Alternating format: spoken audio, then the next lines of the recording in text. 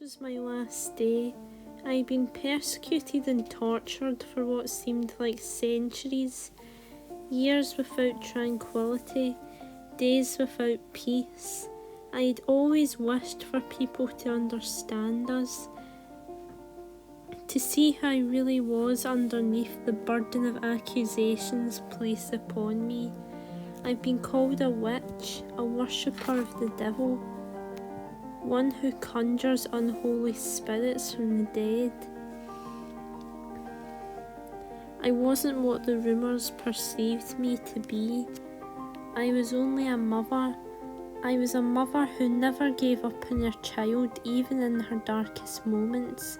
My daughter was now far from my reach, free from the clutches of the stirring town. I felt like I was losing my mind. All I was taken from me. I was destined to meet my end, and I would greet death without snaring a blind eye. I was bound tightly to the persecutor's barrow, my body trapped in liquid tar like I was buried alive.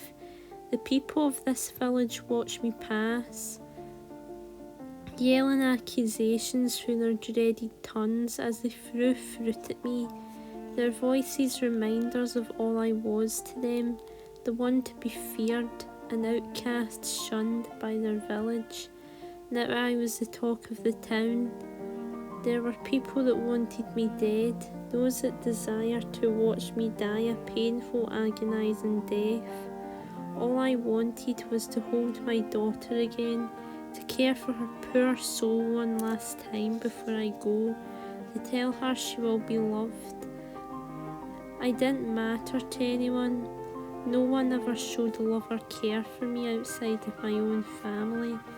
This was my execution, and the trial I faced alone.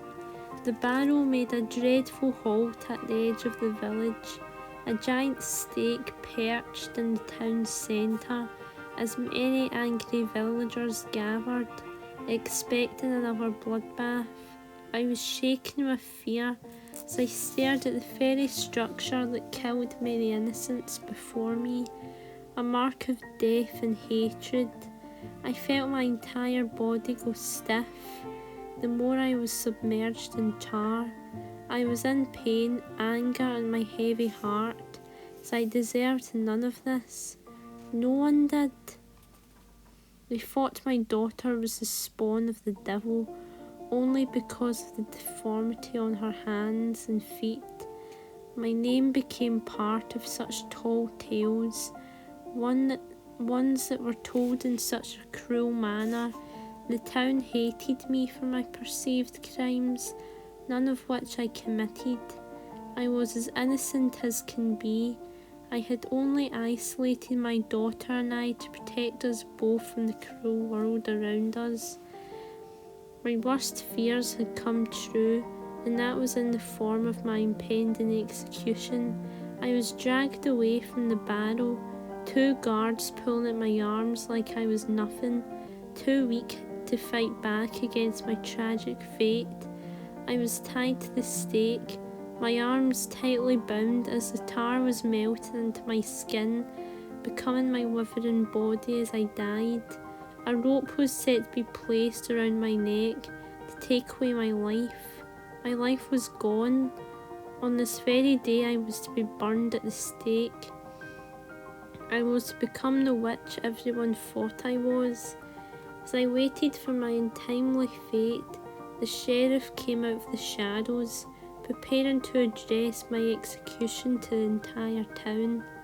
Townspeople of Durnock, you have come here today to witness the death of Janet Horne, who will be executed on this day, on June 26, 1727. She has been accused of witchcraft, of turning her daughter into a pony to commit her hellish deeds.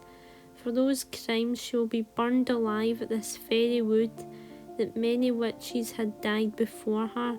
She had been pleading guilty of these crimes, and now she hangs here for her evil to be banished from this world. For all of her accusers, Janet Horne, what are your last words? I scoffed, trying to suppress a shameless laugh. The town would like to hear what I had to say, to hear what was on my mind before I died. My words weren't going to be in vain to them, so why did they need to hear it? So they could accuse me more? I just sat there, staring into the sheriff's eyes with such anger and helplessness. As I braced my fate, unable to move, the rope tied firmly against my waist, I stared out into the crowd of townfolk, their eyes full of hatred as it reminded me of all I've been to them. A witch.